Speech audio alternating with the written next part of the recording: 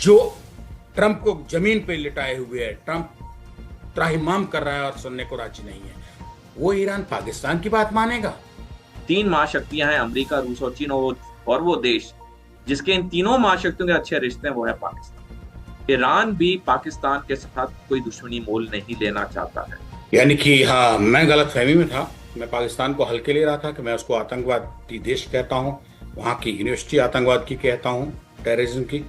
लेकिन सोडी साहब, आपने तो गलत फहमी दूर कर दी है।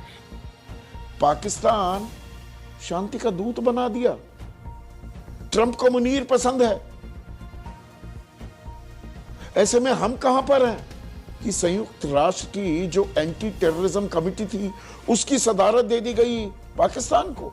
पर आज की तारीख में ट्रंप कह रहा है कि मुझे तो मुनीर पसंद है। ये तीनों लोग पाकिस्तान पर भरोसा कर रहे हैं, तो अगर पावर सेंटर या एपिक सेंटर पाकिस्तान में शिफ्ट होगा तो सबसे बड़ी परेशानी अगर किसी को आएगी तो हमारी जनता को आएगी। दरअसल ये पाकिस्तान की तरफ से अब तक की सबसे बड़ी कॉन्स्टिट्यूशनल या डिप्लोमेटिक कू है, एक तरीके से मैं कहूं। वो पाकिस्तान जो रोग स्टेट था, फेल्ड स्टेट था, टेररिस्ट स्टेट था, वो पाकिस्तान आज दुनिया की सबसे बड़ी क्राइसिस में मध्यस्थ बनकर उभर रहा है। दुनिया की सबसे बड़ी क्राइसिस है इस वक्त। दुनिया का हर देश इससे परेशान है, और अगर इसमें कोई देश आगे बढ़ के अगर मध्यस्थता करा सकता है, युद्ध खत्म करवा सकता है, तो वो उसके बारे में आप क्या कहेंगे? हमें तो शर्म आनी चाहिए। मैं तो कह रहा हूं ये सबसे बड़ा डिप्लोमेटिक एम्बैरसमेंट होगा भारत के लिए। संदीप जी, भारत को अपने गिरबान में झांकना चाहिए। विदेश अमेरिका ने अपने पिट्ठू कहिए पाकिस्तान के जरिए ईरान को एक 15 फार्मूले लिख के दिए हैं। क्या पाकिस्तान, जहां अमेरिका का कई करोड़ डॉलर का मोस्ट वांटेड दाऊद इब्राहिम के छिपे होने की बातें आ रही हैं, सोडी साहब, क्या पाकिस्तान की इतनी हैसियत है, या फिर वाकई में ट्रंप बेवकूफ हैं जो कहते हैं कि पाकिस्तान ईरान को समझाए? क्या ईरान पाकिस्तान के बारे में उससे समझेगा? जो ट्रंप को जमीन पे लिटाए हुए है, ट्रंप त्राहिमाम कर रहा है और सुनने को राजी नहीं है, वो ईरान पाकिस्तान की बात मानेगा? संजीव जी, मैं दर्शकों से अनुरोध करूंगा एक किताब जरूर पढ़ें जिसका शीर्षक है no exit from Pakistan, Washington's torturous relationship with Islamabad. ये किताब डेनियल मार्के ने लिखी है। लेखक ने बड़े तथ्यों और आंकड़ों के साथ समझाया है कि अमेरिका और पाकिस्तान के रिश्ते हमेशा अच्छे रहे। बल्कि मैं एक और चीज ऐड करना चाहूंगा, दुनिया में एक ही देश है जिसके तीनों महाशक्तियों के साथ अच्छे रिश्ते हैं। तीन महाशक्तियां हैं, अमेरिका, रूस और चीन, और वो देश जिसके इन तीनों महाशक्तियों के अच्छे रिश्ते हैं वो है पाकिस्तान। तो पाकिस्तान को अमेरिका का अप्रोच करना, जो कि जारेड कुशनर ने भी एक्नॉलेज किया कि हाँ पाकिस्तान बिचौलिया का काम कर रहा है, ये कोई मेरे को हैरानी की बात नहीं लगती कि अमेरिका और पाकिस्तान के रिश्ते जो मैंने आपको बताया वो वैसे हैं। ईरान ने भी पाकिस्तान के खिलाफ कोई गलत बयान नहीं इशू किया इस युद्ध में, क्योंकि ईरान भी पाकिस्तान के साथ कोई दुश्मनी मोल नहीं लेना चाहता है, और ना ही पाकिस्तान ईरान के साथ दुश्मनी मोल लेना चाहता है। तो डेफिनेटली पाकिस्तान एक बहुत बड़ा कैंडिडेट है मध्यस्थता के लिए, चाहे ईरान की तरफ से हो चाहे अमेरिका की तरफ से हो।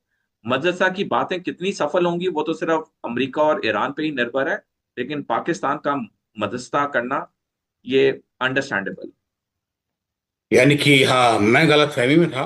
मैं पाकिस्तान को हल्के ले रहा था कि मैं उसको आतंकवादी देश कहता हूँ, वहाँ की यूनिवर्सिटी आतंकवाद की कहता हूँ, टेररिज्म की। लेकिन सोडी साहब, आपने तो गलत फहमी दूर कर दी है। और सोडी साहब, कुल जमा ईरान झुकेगा नहीं। और पाकिस्तान शांति का दूत बना दिया। ट्रंप को मुनीर पसंद है। ऐसे में हम कहां पर हैं? हमारा सदाबहार दोस्त रहा। भाई, ईरान से सदियों पुराने हमारे सिविलाइजेशनल संबंध हैं, तो हम कहां हैं? ये ट्रंप क्या कर रहा है? ये कौन सा खेल कर रहा है जो ऑपरेशन सिंदूर से पहले से ही जारी था, ऑपरेशन सिंदूर के बाद भी? और आलम तो वहां तक आ गया था कि संयुक्त राष्ट्र की जो एंटी टेररिज्म कमेटी थी उसकी सदारत दे दी गई पाकिस्तान को। जयराम रमेश कह रहे हैं कि अगर यह रिपोर्ट सही है तो भारत के लिए एक बड़ा झटका है और भारत की उपेक्षा है, और इसके लिए पूरी तरह स्व घोषित विश्व गुरु जिम्मेदार है, सरकार की जिम्मेदारी मान रहे हैं कि 1 साल हो गया, ये डियर फ्रेंड डोनाल्ड ट्रंप वो इतनी नजरे इनायत क्यों करता दिखाई दे रहा है पाकिस्तान को लेकर?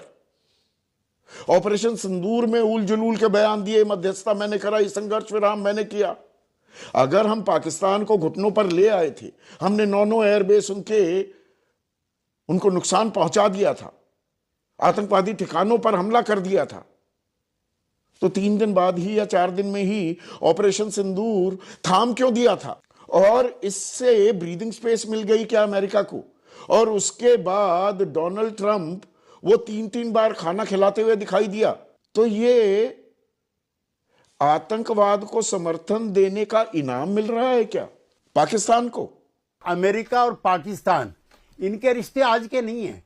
जब भारत आजाद हुआ है तो अमेरिका के प्रोमिनेंट विदेश मंत्री थे, आप विद्वान आदमी हैं, डलेस, तो फॉरेन पॉलिसी बनाई थी उन्होंने, एनसर्कलमेंट ऑफ चाइना। सबसे पहले वो जवाहरलाल के पास आए थे इंडिया में कि आप इसके मेंबर बनो। South east Asia treaty organization मने कर दिया, पाकिस्तान बन गया। तो पाकिस्तान आज का लाई नहीं है। 65 में अमेरिका ने क्या किया, 71 में क्या किया, अब 2-3 महीने से, साल भर से, 6 महीने से अमेरिका किस तरह का व्यवहार कर रहा है भारत के साथ।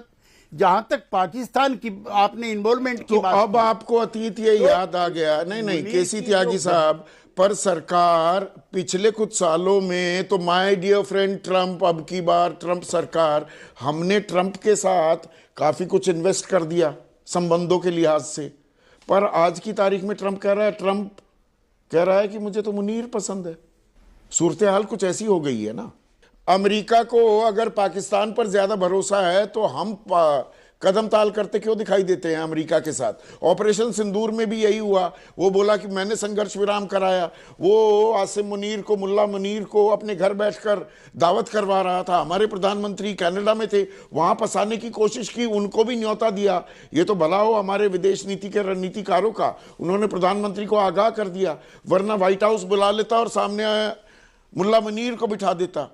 आज की डेट में नरेंद्र मोदी जी के शासनकाल में संदीप भाई हमारी यह पोजीशन हो गई कि हमारा भरोसेमंद साथी ईरान भी हम पर भरोसा नहीं कर रहा, रूस हमको महंगा तेल दे रहा है, और हमारा जिसके चरणों में हम पड़े थे नरेंद्र मोदी जी, डोनाल्ड ट्रंप के और नेतन्याहू साहब के, वो भी हम पर भरोसा नहीं कर रहे। ये तीनों लोग पाकिस्तान पर भरोसा कर रहे हैं। तो अगर पावर सेंटर या एपिक सेंटर पाकिस्तान में शिफ्ट होगा तो सबसे बड़ी परेशानी अगर किसी को आएगी तो हमारी जनता को आएगी। 70 साल में इतनी जिसको कहा जाए विफल विदेश नीति नहीं हुई जिसमें हमने अपनी बगल में एपिक सेंटर, पावर सेंटर बना दिया हो। वहां का राष्ट्रपति नहीं, वहां का प्रधानमंत्री नहीं, वहां का फील्ड मार्शल आज की डेट में सबसे ताकतवर बन गया। उनको दुनिया पूछ रही है। इन लोगों के साथ आशुतोष, इस सवाल का जवाब अगर आप दें, कतर हो, यूएई हो, सऊदी अरब हो, इनके राष्ट्राध्यक्षों से या यहाँ के क्राउन प्रिंसेस से लगातार बात कर रहे थे, लेकिन अब दरअसल जब संवाद के जरिए शांति स्थापित करने की बात आती है तो भारत कहीं है ही नहीं। देखिए संदीप, अगर ख्याली दुनिया में आप ख्याली पुलाव पकाना चाहते हैं और उस झूठ को आप सच मानना चाहते हैं तो आप उसके लिए पूरी तरीके से स्वतंत्र हैं, और हमारे सारे दर्शक वर्ग भी उसको पूरी तरीके से स्वतंत्र हैं। दरअसल ये पाकिस्तान की तरफ से अब तक की सबसे बड़ी कॉन्स्टिट्यूशनल या डिप्लोमेटिक कू है, एक तरीके से मैं कहूं। भारत की पूरी विदेश नीति, खासतौर पर नरेंद्र मोदी की सरकार आने के बाद से ये विदेश नीति ये थी कि पाकिस्तान एक रोग स्टेट है, पाकिस्तान एक फेल्ड स्टेट है, पाकिस्तान दुनिया को आतंकवाद को एक्सपोर्ट करता है, और वो पाकिस्तान जो रोग स्टेट था, फेल्ड स्टेट था, टेररिस्ट स्टेट था, वो पाकिस्तान आज दुनिया की सबसे बड़ी क्राइसिस में मध्यस्थ बनकर उभर रहा है। उन्होंने इनवाइट नहीं किया है। असीम मुनीर अमेरिका के राष्ट्रपति से बात कर रहे हैं, पाकिस्तान का प्रधानमंत्री वो ईरान के राष्ट्रपति से बात कर रहा है, वहां के जो विदेश मंत्री इशाक डार वो बात कर रहे हैं, तुर्की उसमें हिस्सा ले रहा है, इजिप्ट उसमें हिस्सा ले रहा है, और भारत जो अपने आप को विश्वगुरु कह रहा था वो कहीं नहीं है। मतलब अगर भारत की विदेश नीति का फेलियर नहीं तो फिर क्या हो सकता है? और कल आपने प्रधानमंत्री जी का भाषण जब लोकसभा के अंदर सुना तो उसके बाद जो तमाम टीवी चैनल्स पे जो आवाजें उठ रही थी, देखिए प्रधानमंत्री जी ने बोला और उसके कुछ समय के बाद ट्रंप ने जो है वो पॉज का ऐलान कर दिया। अब अगर इस बैंकरप्सी को आप क्या कहेंगे? हम अगर अभी भी ये मानने के लिए तैयार नहीं कि हमारी विदेश नीति दरअसल इस वक्त सिर के बल खड़ी हुई है और पाकिस्तान जो है वो दुनिया में एक्सेप्टेबल है और भारत की कोई भूमिका नहीं है, तो अब काहे के विश्वगुरु हैं? हमारे इसी में शशि थरूर कहते हैं हमें ग्रैंड स्टैंडिंग की जरूरत क्या है? Why do we need to grandstand? हमें बड़ा एक वो अपनी छवि के अनुरूप उस भूमिका में आने की जरूरत क्या है? आराम से साइड में बैठो, वो वहां जो हो रहा है हमें अपने हित साधने, हम हित साधें। मैं तो संदीप ये कहता हूं कि आप शशि थरूर साहब इंटरव्यू करिए इस वक्त कि पाकिस्तान की जो भूमिका इस वक्त अंतर्राष्ट्रीय क्राइसिस में हो रही है और भारत की, वो क्या है। देखिए, हम शशि थरूर क्या कहते हैं इससे कोई मुझे फर्क नहीं पड़ता। आज की तारीख में this is the biggest diplomatic coup जो कोई एक देश कर सकता था। दुनिया की सबसे बड़ी क्राइसिस है इस वक्त। दुनिया ये कह रही कि 73-79 का जो एनर्जी क्राइसिस था उससे बड़ी क्राइसिस ये है। दुनिया का हर देश इससे परेशान है और अगर इसमें कोई देश आगे बढ़ के अगर मध्यस्थता करा सकता है, युद्ध खत्म करवा सकता है, तो वो उसके बारे में आप क्या कहेंगे? यानी उनकी क्रेडिबिलिटी भारत की क्रेडिबिलिटी से बहुत, और भी पर यह भूमिका तो भारत की होनी चाहिए थी। भारत की बात को गंभीरता से तो लिया जाता है, इस बात में तो कोई शक नहीं है। और प्रधानमंत्री लगातार संवाद भी कर रहे थे खाड़ी देशों के तमाम राष्ट्राध्यक्षों से।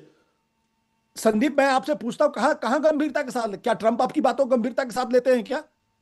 ट्रंप तो ये कहते हैं कि शहबाज शरीफ और नरेंद्र मोदी दोनों एक जो है तराजू पे तौल के कह दिया, they are the great leaders. ये गंभीरता से लेना हुआ। आसिम मुनीर के साथ बैंक के लंच डिनर और ब्रेकफास्ट करते हैं, गंभीरता के साथ लेना हुआ। जिस पाकिस्तान को हम आतंकवादी देश कहते हैं, अमेरिका उससे दोस्ती कर रहा है, ये गंभीरता से लेना हुआ भारत की विदेश नीति को। कि एक पिक्चर और धुरंधर 2 अभी चल रही है जिसमें बताया गया है कि पूरी नोटबंदी सारा कुछ बड़ी कूटनीतिक तरीके से पाकिस्तान को धक्का देने के लिए बनाई थी। तो यही प्रचार करने के बाद एक धुरंधर 3 बना देंगे और बताएंगे कि ये सारे देश बातचीत में उलझे रहे, उस समय मोदी जी ने तो सबको लिए जो है स्वर्ग का रास्ता बना दिया। ये डोनाल्ड ट्रंप जो अब शांति वार्ता करने चला है और साथी बना लिया है आसिम मुनीर को, भारत इसे किस तरह से ट्रैक कर रहा है या देख रहा है? डिप्लोमेटिकली भारत खुल करके आधिकारिक तौर पर संदीप इसको ओन अप तो नहीं करेगा कि ये बड़ा डिप्लोमेटिक बहुत बड़ा झटका है। विदेश मंत्रालय कहाँ है? मतलब मुझे तो लगता है इतना बड़ा झटका है। अभी आपके शो में बैठने से पहले मैं कुछ पॉइंटर्स यूं ही सोच रहा था कि आखिर वो क्या एडवांटेज हैं पाकिस्तान के, जिसके आधार पर डोनाल्ड ट्रंप आसिम मुनीर से बात कर रहे हैं और संभव हो, जैसा आप खुद आशंका जता रहे हैं और हम सुन भी रहे हैं कि संभव है कि हफ्ते भर में वहां पर मध्यस्थता करने के लिए अपने ही देश में ग्राउंड दे दे पाकिस्तान। हमें तो शर्म आनी चाहिए। मैं तो कह रहा हूं ये सबसे बड़ा डिप्लोमेटिक एम्बैरसमेंट होगा भारत के लिए संदीप जी, अगर अगले चंद दिनों में पाकिस्तान की धरती पर ये पक्ष बैठे और बड़े बड़े अमेरिका के, इजराइल के और ईरान के नेता वहां इकट्ठा हो कि मध्यस्थता पाकिस्तान कर रहा है। देखिए, हम और आप यहां बैठ करके ये चर्चा कर सकते हैं कि फेल्ड स्टेट है, टेरर स्टेट है। एक बार को जरा किनारे करिए, हमारे बगल में एक पड़ोसी मुल्क है, इतना सा देश है, उसको ये मौका मिल रहा है, वो आगे बढ़ करके डोनाल्ड ट्रंप उसके। ये थी आज की वीडियो। अगर आप भारतीय मीडिया का रिएक्शन देखना और सुनना चाहते हैं तो वी रिएक्शन चैनल को सब्सक्राइब करें और बेल आइकन को प्रेस करें ताकि नए आने वाले वीडियो आपको पता चल सके, और हमें टिकटॉक पर भी फॉलो करें। नेक्स्ट वीडियो के लिए इजाज़त दीजिए। अल्लाह हाफिज़।